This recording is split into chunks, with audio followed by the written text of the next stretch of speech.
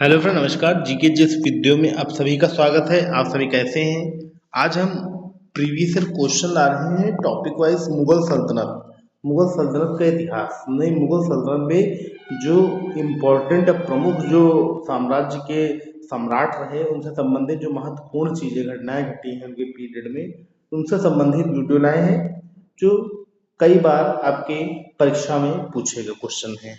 ठीक है, तो हम आज शुरू करते हैं मुगल सल्तनत के तहत। तो मुगल का जो संस्थापक था वो कौन था? बाबर। मुगल का संस्थापक कौन था? बाबर। तो मुगल का जो संस्थापक बाबर था उस पर हम वीडियो बनाए हैं। ठीक है, जो खास संस्थापक हैं, खास राजा हैं, सम्राट हैं, उन्हीं बारे में बताएंगे। ठीक है, तो शुरू करते हैं। बाबर बाबर 1526 से 1530 तक रहा। मुगल सल्तनत का संस्थापक था ये 1526 में। इसने प्रमुख युद्ध लड़े जिसमें बाबर की विजय हुई। पानीपत का पहला युद्ध 1526 में बाबर और इब्राहिम लोदी के बीच हुआ। खानवा का युद्ध 1527 में बाबर और राणा सांगा के बीच हुआ।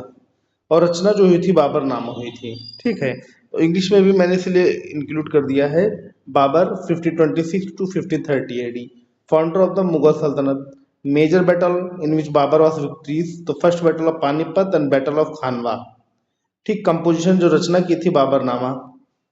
ठीक इसी तरह ही जो दूसरा शासक बना उनका हुमायूं, मुगल का दूसरा जो राजा बना वो हुमायूं बना 1530 से 1540, और फिर 1555 से 1556, दो बार।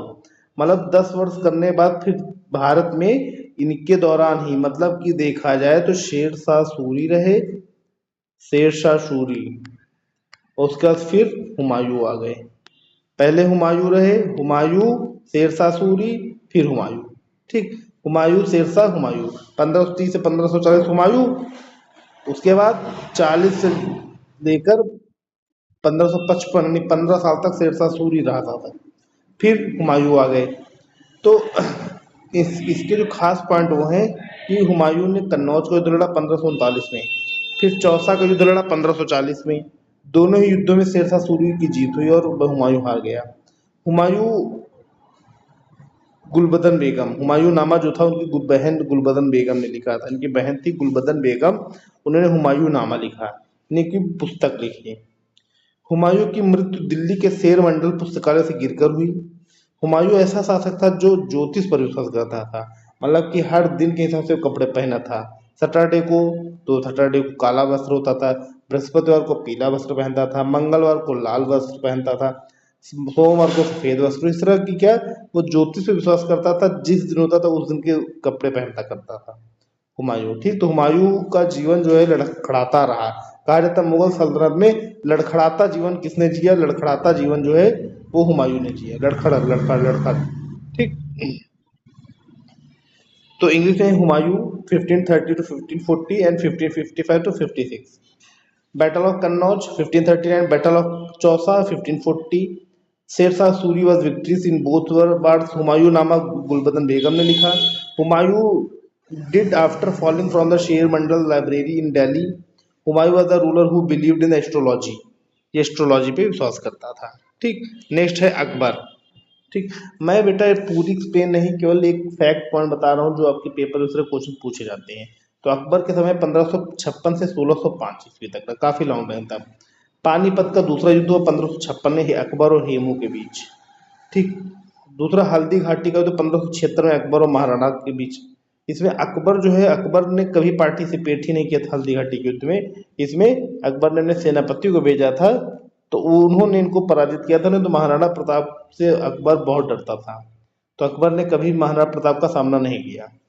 अकबरनामा लिखी गई अबुल फजल के द्वारा। पेपर पूछा जाता है अकबरनामा किसने लिखा है, तो अकबरनामा को अबुल फजल ने लिखा है। हुमायूं नामा किसने लिखा है, तो हुमायूं नामा गुलबदन बेगम ने लिखा है। बाबरनामा तो बाबर ने लिखा है। ठीक, फतेहपुर सीकरी की स्थापना इन्होंने की। बुलंद दरवाजा का निर्माण करवाया। दीन इलाही धर्म की स्थापना की 1582 में। जजिया कर इन्होंने समाप्त किया था 1564 ईस्वी में। और मनसबदारी प्रणाली की इन्होंने शुरुआत की थी। मनसब ने पद होता था, वो पद दिया जाता था, तो मनसबदारी प्रणाली की शुरुआत अकबर ने की थी। ठीक, तो इंग्लिश में देख लिया जाए Akbar 1556 to 1605। Second battle of Panipat, Akbar defeated Humayun.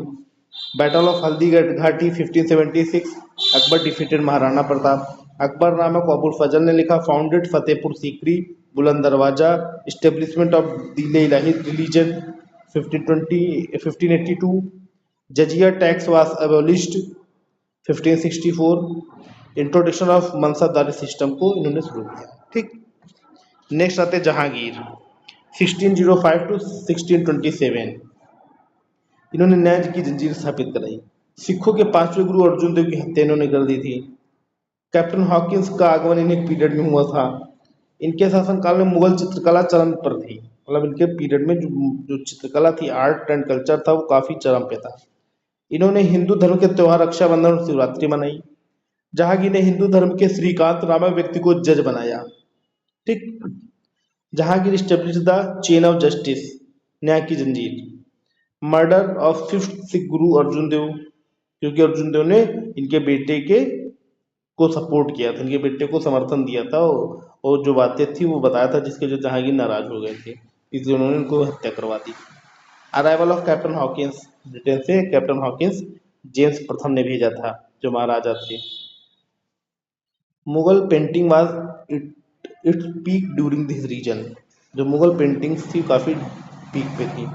It celebrated Hindu festival Raksha Bandhan and Shivratri. Jahangir appointed a person name Shrikant to Hindu religion as जज। ठीक, देखो खास पॉइंट्स आने हैं, सब स्क्रीनशॉट ले लो, नोट कर लो, जो आपके एग्जाम के लिए सारे बेहतरीन है। शाहजहां 1627 से 1658 में आया। इन्होंने ताजमहल बनवाया, जामा मस्जिद बनवाया, लाल किला बनवाया, मायूर सिंहासन बनवाया। शाहजहां के शासन काल को संगमरमर का काल कहा जाता है। ठीक, Shah Jahan 1627 to 1658। Fact point, Taj Mahal बनवाया, जामा मस्जिद बनवाई, रेड फोर्ट बनवाया, the peacock throne was made, मयूर सिंहासन भी बनवाया। और इन्हीं पीरियड को कॉल्ड द मार्बल पीरियड, इनके पीरियड शाहजहां के पीरियड को मार्बल पीरियड यानी कि संगमरमर काल कहा जाता है। ठीक, पेपर में पूछ लिया जाता है कि संगमरमर काल मुगल काल में किस राजा के या किस सम्राट के शासनकाल को कहा जाता था, तो शाहजहां को। ठीक, नेक्स्ट औरंगजेब। औरंगजेब मुगलों का सबसे आखिरी ताकतवर शासक रहा, उसके बाद ताकतवर शासक नहीं रहे। ताकतवर आखिरी जो था वो कौन था, औरंगजेब ही था। उसके बाद जो हुए वो केवल धक्का परेड केवल थे, बस, और कुछ नहीं। तो औरंगजेब 1658 टू 1707 तक रहा। ठीक, इसे जिंदा पीर या आलमगीर के नाम से जाना जाता था। मुगल सम्राट औरंगजेब की मृत्यु के बाद मुगलों का पतन शुरू हो गया। औरंगजेब ने दोबारा जजिया कर लगाया। औरंगजेब ने अपनी बीबी की याद में ताजमहल के समान मीनार बनवाए, जिसे बीबी का मकबरा कहते हैं, और ये औरंगाबाद महाराष्ट्र में स्थित है। कहाँ है, औरंगाबाद महाराष्ट्र में स्थित है बीबी का मकबरा। तो औरंगजेब ने बीबी का मकबरा बनवाया, और जहाँ औरंगाबाद में स्थित है, महाराष्ट्र के पास। ठीक, Aurangzeb 1658 to 1707, also known as Jinda Pir and Alamgir. The decline of the Mughal started after death of Mughal Emperor Aurangzeb. Aurangzeb again imposed jizya tax, Aurangzeb ने दोबारा जजिया कर लगा दिया। Aurangzeb built a tower similar to Taj Mahal in memory of his wife, which is called बीबी का मकबरा। ठीक, next Bahadur Shah प्रथम 1707 से 1712 ईस्वी, शाह आलम प्रथम भी इन्हें कहा जाता है। बहादुर शाह फर्स्ट 1707 से 1712, also known as the Shah Alam first. Jahandar Shah बना 1712 से 1713। इसे लंपट मूर्ख के नाम से भी जाना जाता था। मुगल वंश में लंपट मूर्ख किसे कहा जाता था, जहादर शाह को कहा जाता था, आल्सो नोन एज द लिट्रॉस फूल। फिर फारुखशियार राजा बने। ठीक, तो फारुखशियार 1713 से 1719। ठीक, इन्होंने क्या किया था, ईस्ट इंडिया में से लिखा नहीं है, लेकिन ऐसे बता, ईस्ट इंडिया कंपनी जो थी, इन्होंने इसको फरमान जारी कर दिया था कि व्यापार आप करिए विदाउट टैक्स। ठीक, परंतु केवल बंगाल में, लेकिन ईस्ट इंडिया कंपनी ने इसका फायदा उठा के पूरे इंडिया की खाद अपनी प्रेसिडेंसी में हर जगह बता दिया, जिसके वजह से काफी ज्यादा नुकसान हुआ। भारत को जो टैक्स के रूप में पैसा अच्छा मिलता था वो मिलना बंद हो गया।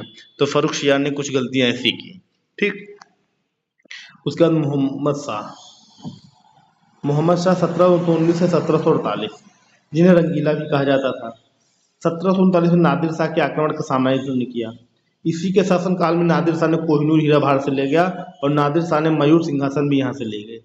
और साथ ही साथ अथाह धन जो है बहुत ज़्यादा मात्रा में ये धन भारत से लेके गए। मोहम्मद शाह के पीरियड में ही नादिर शाह ने अटैक किया, और नादिर शाह इतना धन लेके गया कि अपने प्रांत में इसने 3 वर्ष कोई टैक्स नहीं लगाया था कि कोई भी कर नहीं जब देना है कि इतना धन हम भारत से लूट के लेके आए हैं।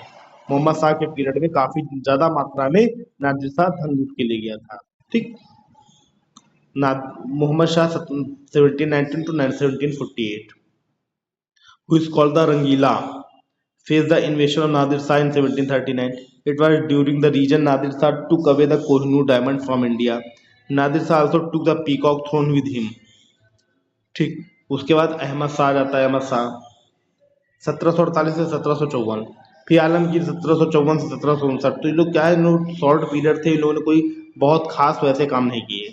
ठीक, फिर शाह आलम द्वितीय 1759 से 1806, नंबर 1 बक्सर का युद्ध लड़ा 1764 में। ठीक, इसी ने ब्रिटिश ईस्ट इंडिया कंपनी से इलाहाबाद की संधि की थी। इलाहाबाद की संधि की थी और यहाँ से मुगल जो है काफी ज्यादा समिट गए थे, एकदम कमजोर पड़ गए थे, मतलब नैरो हो गए थे, एकदम कम होते चले जाते, एरिया को धीरे धीरे कम कंट्रोल में अंग्रेजों की चला जा रहा था। ठीक है, तो शाह आलम सेकंड जो था थोड़ा बहुत वो लगाया दिमाग, लेकिन शाह आलम सेकंड के बाद मामला काफी ज्यादा डैमेज हो गया। Shah Alam second 1759 to 1806 AD, battle of Buxar, he sign a treaty of Allahabad with the British East India company. ठीक, और कौन था उस समय, तो क्लाइव था। British East India company governor कौन था, क्लाइव था। ठीक, नेक्स्ट अकबर द्वितीय 1806 to 1837, इन्होंने राजा राम मोहन राय को राजा की उपाधि दी थी। अकबर सेकंड जो थे 1806 से 1837 थे और उन्होंने राजा राम मोहन राय को गिवन द टाइटल ऑफ राजा। ठीक, बहादुर शाह जफर सेकंड 1837 to 1857, ये अंतिम मुगल सम्राट थे। इनके समय में 1857 क्रांति हुई थी और बहादुर शाह जफर को इस आंदोलन का नेतृत्वकर्ता बनाया गया था। और यहीं पे ब्रिटिश ईस्ट इंडिया कंपनी ने इनको कैप्चर में ले लिया, इनके दोनों बेटों को मार दिया और फिर इनको उठा के रंगून भेज दिया और वहीं पे इनकी मृत्यु हो गई। और जब इनकी मृत्यु हो गई बस यहीं से ही मुगल सम्राट का अंत हो जाता है और भारत पर ब्रिटिश रूल, क्राउन रूल पूर्ण रूप से आ जाता है 1857 के बाद। मतलब कि भारत में महारानी एलिजाबेथ का शासन आ जाता है, पार्लियामेंट्री रूल आ जाता है और मुगल पीरियड बहादुर शाह जफर सेकंड के बाद सब फिनिश हो जाता है। ठीक, तो Bahadur Shah Zafar second 1837 to 1857, the last Mughal emperor. The revolution of 1857 took place during his time. The Bahadur Shah Jafar was made the leader of his movement. ठीक, तो दोस्तों ये मुगल एम्परर से संबंधित, मुगल एम्पायर से संबंधित जो राजा थे उनके महत्वपूर्ण काम पॉइंट, फैक्ट पॉइंट थे। इस वीडियो को आप जितना सुनेंगे और अच्छे से आपके पॉइंट क्लियर होंगे, क्योंकि कुछ चीज़ें मैंने लिखी नहीं है लेकिन मैंने ओरली आपको बता दी है। तो वीडियो को पूरा ध्यान से सुनिएगा और जो पॉइंट हमको नोट डाउन जरूर कर लीजिएगा। ठीक है, क्योंकि पेपर में देखो ऐसे पढ़ोगे बहुत है, तो मैंने एक शॉर्ट, बहुत शॉर्ट और सिलेक्टेड पॉइंट्स मैंने इसमें डाल दिए थे, हर एक राजा संबंधित क्या खास है वो। ठीक, तो आप लोग वीडियो को पूरा देखिए और वीडियो को देख के जो चीजें हैं उसको अच्छे से समझ के आप नोट डाउन जरूर करते रहिए। ठीक, तो दोस्तों वीडियो जैसे लगे वीडियो को लाइक, कमेंट और शेयर जरूर करें तथा हमारे चैनल जीके जीएस वीडियो को सब्सक्राइब करें एवं बेल आइकन को जरूर दबाएं। ओके, थैंक यू, धन्यवाद, नमस्कार।